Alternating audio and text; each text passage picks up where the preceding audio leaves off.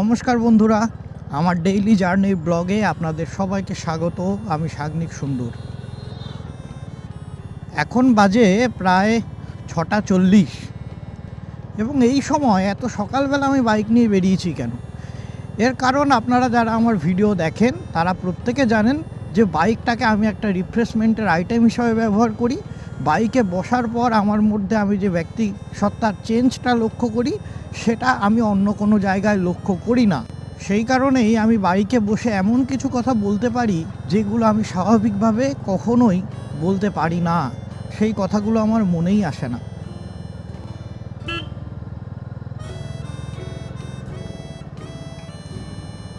সামনের গাড়িটা কি নতুন চালাচ্ছে, ফোন ঘাটছে, ওই কারণে উনি আর সাইড দেওয়ার দিকে ওনার খেয়াল নেই। যাই হোক,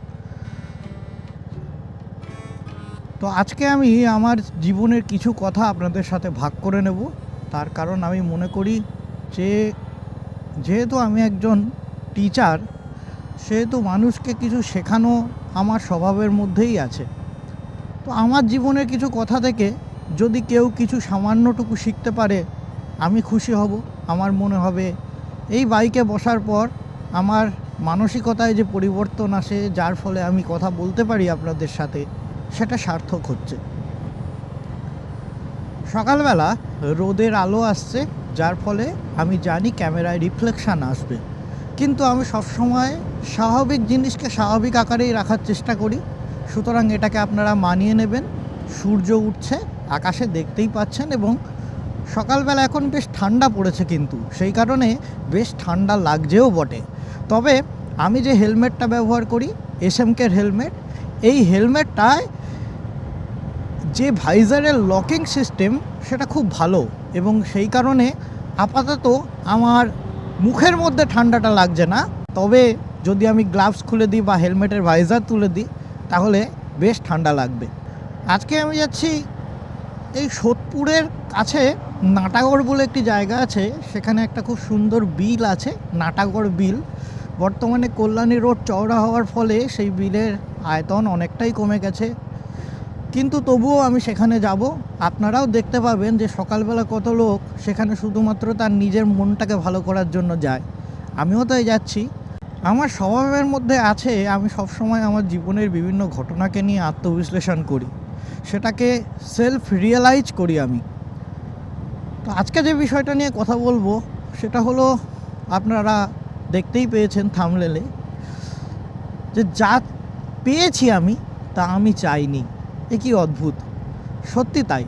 এবং এই যা পেয়েছি আমি তাই আমি চাইনি, এইটা কেন আমি বলছি এটা আপনারা বুঝতে পারবেন আমার এই রয়্যাল এনফিল্ড ক্লাসিক 350 কেনার গল্প শুনলে এবং তার পিছনের কিছু কাহিনী শুনলে।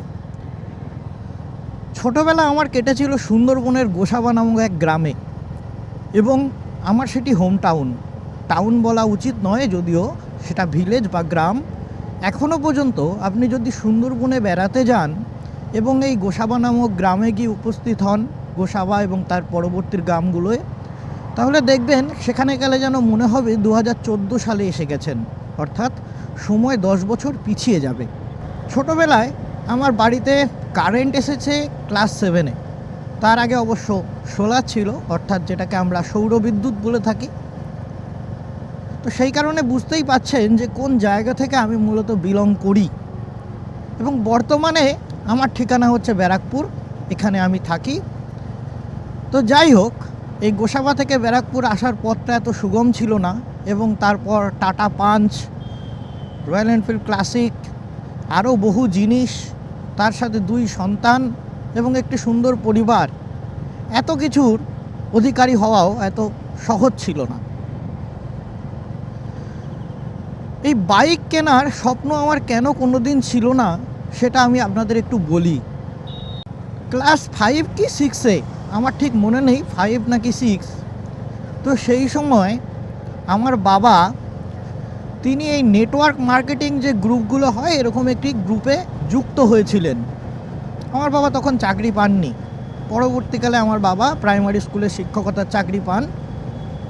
তো যাই হোক, তো ওই গ্রুপটার নাম যত সম্ভব আমার মনে পড়ছে ছিল আরএমপি। তো বাবা যখন ওখানে যুক্ত হলেন, ওই গ্রুপের একটা সিস্টেম ছিল যে 5,000 টাকার একটা কুপন কিনতে হবে। সেই কুপনের বদলে তুমি বিভিন্ন জিনিস নিতে পারো। তুমি চাইলে কোনো টেবিল ল্যাম্প নিতে পারো, তুমি চাইলে গ্যাস ওভেন নিতে পারো, তুমি চাইলে বাইক নিতে পারো। এই যে বাইক, ওই কুপনের মাধ্যমে নেওয়া যেত। অর্থাৎ যখন আপনি বাইক কিনতে যাবেন তখন আসল বাইকের দাম যদি 70,000 টাকা হয়, ওই কুপনটি ব্যবহার করলে আপনি 65,000 টাকায় পাবেন। তার আগে আমি কিন্তু চলে এসেছি এই নাটাগড় নামক জায়গাটিতে, এবং দেখুন এখানে কত বাইক দাঁড়িয়ে আছে, সাইকেল দাঁড়িয়ে আছে। এই বাইক আর সাইকেলগুলো দাঁড়ানোর কারণ হচ্ছে যে এখানে সকালবেলা অনেকে মাছ ধরতে আসে, মূলত মাছ চাষ হয়। তো সেই মাছ ধরতে আসে এবং তারা তাদেরই সাইকেল আর বাইক আর কি এখানে রাখা আছে। এবং বহু মানুষ এখানে সকালবেলা শুধু আসছে তার নিজের সময় কাটাতে। বেশিরভাগই আমি দেখেছি সাইকেল নিয়ে আসে, এসে এই যে স্ল্যাবগুলো আছে এখানে কেউ কেউ বসে থাকে। মানে রিফ্রেশমেন্টের জন্য শুধু যে মোটর চালিত যান থাকতে হবে এর কোনো মানে নেই, যে কোনো একটা যান থাকলেই হলো, যে যানের মাধ্যমে আপনি এক জায়গা থেকে অন্য জায়গায় পাড়ি দিতে পারবেন।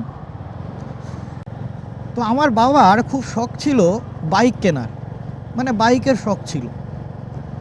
কারণ তখনকার দিনে গোসাবার মধ্যে বাইক খুব কম লোকের ছিল, এবং সেখানে এই কমিউটার বাইক যেগুলো হয় সেগুলো থাকলেই সবাই বেশ তাকাতো। আমি এই তলাটায় ঢুকলাম, সার্ভিস রোডে ঢুকলাম, টার্ন নেবো তাই, কারণ টার্ন নিয়ে আমি ওইদিকে যাবো। ওইদিকে গিয়ে আপনাদের সামনে ওই খালের পাড়ে দাঁড়িয়ে বেশ মন খুলে গল্প করব।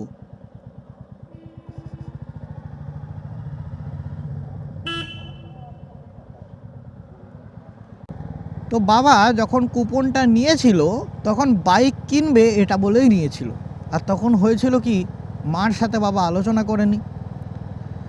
ছোটোবেলা থেকে পড়াশোনায় খুব একটা খারাপ ছিলাম না, আবার খুব একটা ভালো ছিলাম না। তবে যে পড়াশোনাটা আমি করতাম ছোটোবেলায়, সেই পড়াশোনাটা দেখে সবাই বলতো যে এর মধ্যে অন্য ধরনের একটা কোয়ালিটি আছে। কেন বলতো কে জানে, এবং সেইটা বলতো বলেই হয়তো এই চাকরি বাকরি না করে আমি এই সরকারি চাকরির কোচিং শুরু করেছিলাম, এবং তারপর থেকে WBCS পড়াই। বহু ছাত্রছাত্রী আমার কাছ থেকে চাকরি পেয়েছে বিগত 7 বছরে, এবং এখন আর স্টুডেন্ট নিয়ে আমার চিন্তা করতে হয় না, এবং সেখান থেকেই আমার সব কিছু হয়েছে। কোচিং করার আগে আমি একটা 8 ফুট বাই 10 ফুট ঘরে ভাড়া থাকতাম। কি সুন্দর মাছ ধরছে, আপনারা বোধহয় দেখতে পাচ্ছেন না, আমি আপনাদের দেখানোর চেষ্টা করছি। বাইকটা এখানটায় দাঁড়াই, একটু অফরোডিং টেস্টও হয়ে গেল আমার এনফিল্ডের। কিন্তু ভয় লাগে একটাই, আমি যেটা বারবার বলি, যেহেতু স্পোক হুইল এইসব জায়গায় যদি কখনো পেরেক পড়ে থাকে তাহলে আমার বাইকে লিক হয়ে যাবে ইনস্ট্যান্ট। তবু আমি সবসময় আমার বাইকের সামনের চাকায় 32 এবং পিছনের চাকায় 36, যেটা বলে কোম্পানি, সেই হাওয়াটা দিয়ে রাখার চেষ্টা করি। তো বাবা বাড়িতে আসলেন ওই দিন, বাড়িতে এসে তারপর মাকে বলছেন যে বাবা ওই RMPর বাইক কেনার কুপনটা কিনে এনেছে, এবং সেই যে বাইকটা কেনার কথা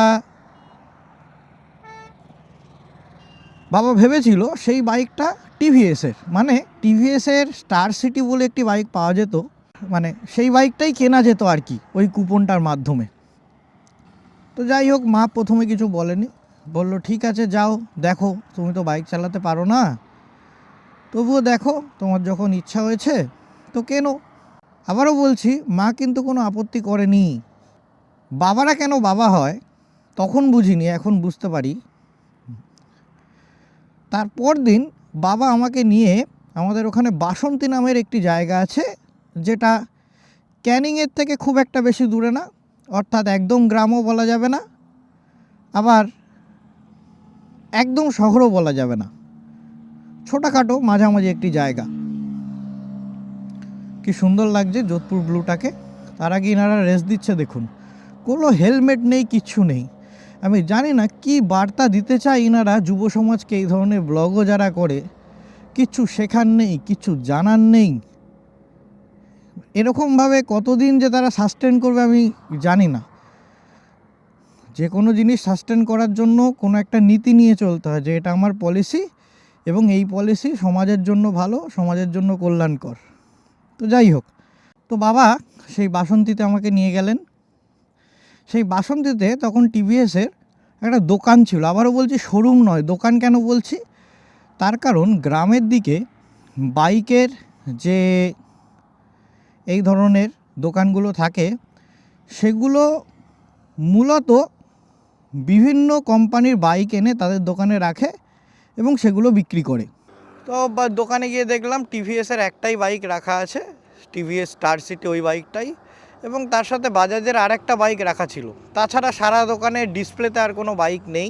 তো যাই হোক, বাবার সাথে দোকানে গিয়ে দোকানের যিনি ওনার ছিলেন তিনি সমস্ত কিছু বোঝালেন, কত দাম পড়বে, কি ডাউন পেমেন্ট করতে হবে, কত টাকা ইএমআই দিতে হবে, ইত্যাদি প্রভৃতি। আমার মধ্যেও যে জিনিসটা আছে এটা বাবার থেকেই তৈরি, যে কোনো জিনিস ইএমআই না নেওয়া। বাবা তখন বুঝে গেলেন যে বাবার ক্যাশে নেওয়ার সাধ্য ওই বাইকটার এখন নেই। ইএমআইয়ের হিসাবটা তিনি করলেন, কিন্তু করে দেখলেন যে অনেক টাকা তার এক্সট্রা পড়ে যাচ্ছে, যেটা দিয়ে আমার প্রায় 2-3 বছরের পড়ার খরচা চলে যায়। এবার আপনারা বলবেন আমি এটা কিভাবে জানলাম, কারণ তখন তো আমার বয়স ছিল অনেক কম।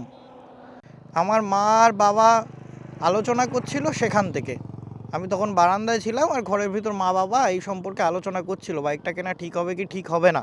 আমি তো তখন খুব আনন্দে আছি, যখন দোকানে কথা হচ্ছে বাইকের দাম নিয়ে বা ইত্যাদি প্রভৃতি জিনিস নিয়ে, যে বাহ খুব ভালো, তাহলে একটা বাইক কেনা হবে আর বাবা চালাবে, আমি চড়বো, বেশ মজা লাগবে। বাইকে তো খুব মজা হয়, খুব জোরে যায়। খুব আশায় আছি যে তাহলে বাইকটা আমরা কিনছি, কয়েকদিনের মধ্যেই কিনছি। এমন এই আশাটা এমনি এমনি বাড়েনি, বেড়েছিল আরেকটা কারণেও। বাবা বলছে আমি তো বাইক চালাতে পারি না, আমার শিখতে কদিন লাগবে। তখন ওই দোকানদার বলেছিলেন, আরে আপনাকে এই একদিনেই শিখিয়ে দেবো এই হাই রোডে চালিয়ে, চিন্তা কি, আপনি সাইকেল চালাতে পারেন, একদিনেই বাইক চালানো শিখে যাবেন। তো আমি ভাবলাম আরে বাস, এত সহজ জিনিস বাইক চালানো, তাহলে তো বাইক খুব মজার জিনিস, আমি খুব কঠিন ভাবি। বাদবাকি গল্পটা আমি বাড়ির পথে যেতে যেতে করি, কি বলেন, সেটাই ভালো হবে। আমিও বাড়ির দিকে রওনা দিই এবং বাইকে বসেই করি। বাইক করছি আর বাইকে বসছি না, এটা ঠিক নয়। রূপ দেখা হয়ে গেল, একটু আসলাম, দেখলাম সকালে কিভাবে কি মাছ ধরছে, একটু রোদ খেলাম, চলে যাব। তার কারণ বছরখানেক আগে আমার ভিটামিন ডি মারাত্মক কমে গেছিলো, মানে প্রায় 8-এর নিচে চলে এসেছিল ভিটামিন ডি।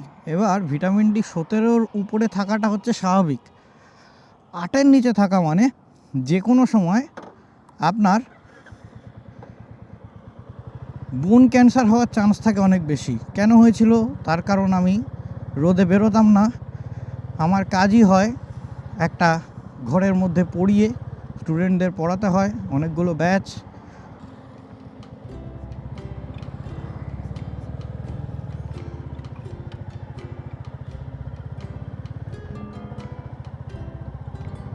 তার পরের দিন সকালবেলা কি হলো কি জানি না, আমি বাবাকে বলছি বাবা বাইক কিনতে কবে যাবে, বাবা বাইক কিনতে কবে যাবে।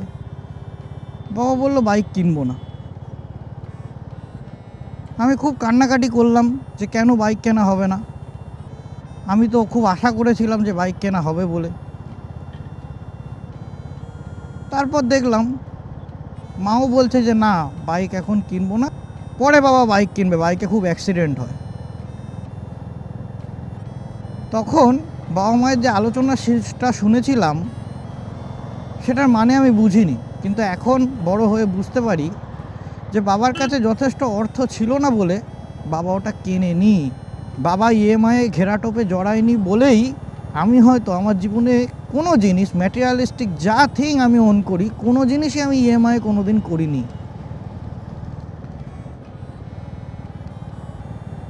সুতরাং বাইকের এক্সপিরিয়েন্সটা বা বাইক কিনতে যাব তারপর এক্সপিরিয়েন্সটা কেমন ছিল আমার কাছে আপনারা বুঝতেই পাচ্ছেন।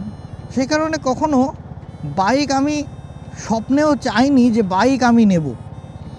আমার ওরকম স্বভাব ছিল না যে যেটা আমার বাবা করতে পারেননি সেটা আমি করব, বিশেষ করে এই ম্যাটেরিয়ালিস্টিক থিংসে। কারণ আমাকে বাবা কখনো বলেনি যে আমি যেটা করতে পারিনি তুই সেটা করবি। অনেক বাবাই বলে থাকেন হয়তো, কিন্তু আমার বাবাকে আমি কখনো বলতে শুনিনি। আমার বাবাকে আমাকে কিছুই বলতে শুনিনি। আমার বাবা আমাকে ছোটোবেলায় যখন নন্দনে নিয়ে যেত সিনেমা দেখাতে, আমাকে যখন একাডেমিতে নাটক দেখাতে নিয়ে যেত, তখন কাজের মাধ্যমেই বাবা বোঝাতো যে বাবা কী চায়, আমি কীরকম হই। কিন্তু বাবা আমাকে কখনো মুখ ফুটে কিছু বলেনি যে আমার কিছু হতে হবে বা আমার এই ধরনের উপার্জন করতে হবে। মানে সেই কথোপকথনের সুযোগই আমার বাবার সাথে কোনো কালে হয়নি।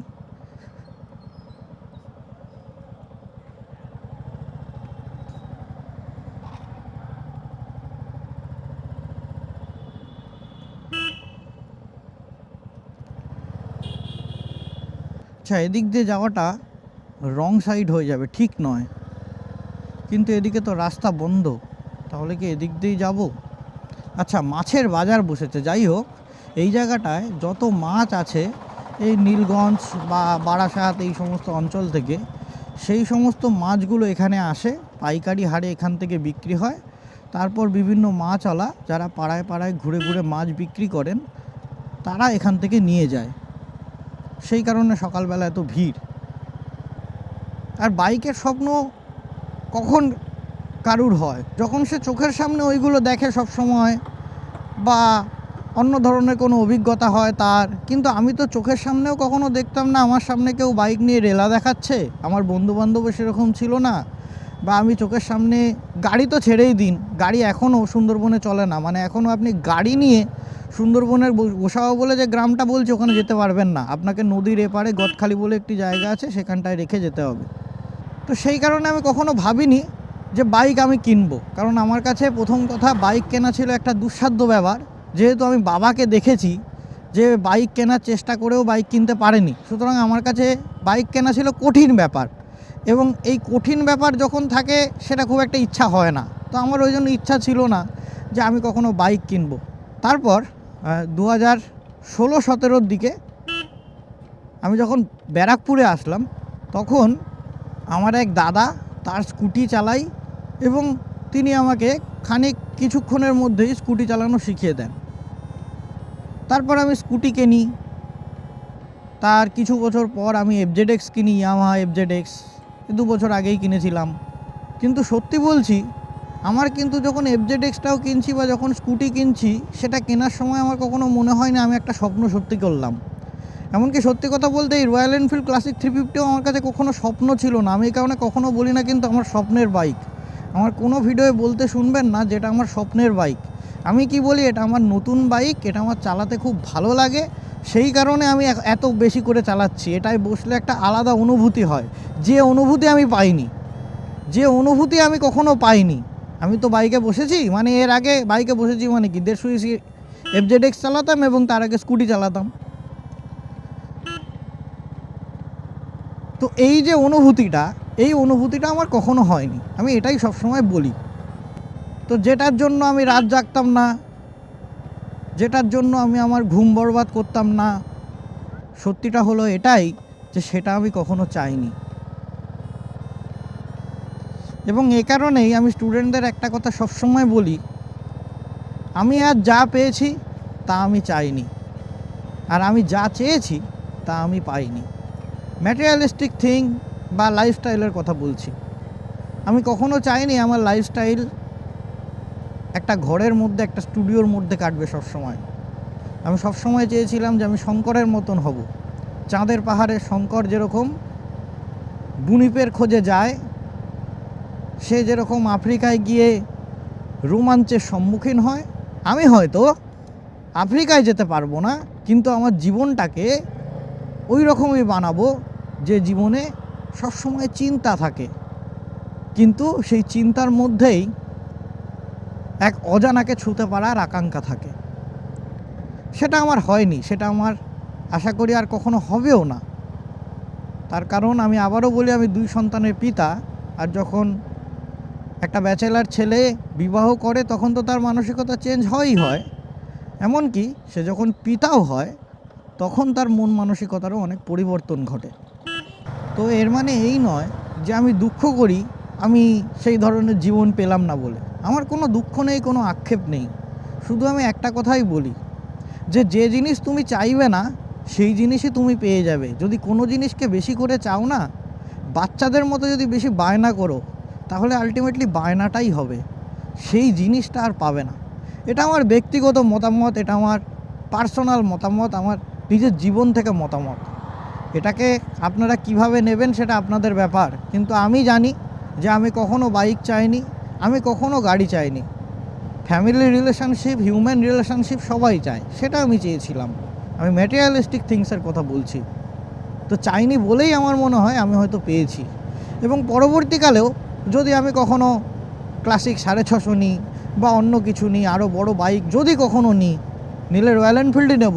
যদি কিছু নিই তাহলে সেটাও আমি কিন্তু এখনও চাই না যে সেটা আমি নেব।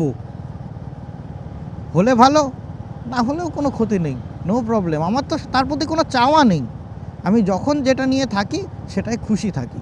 তো আমার মনের কিছু কথা আপনাদের সাথে ভাগ করে নিলাম।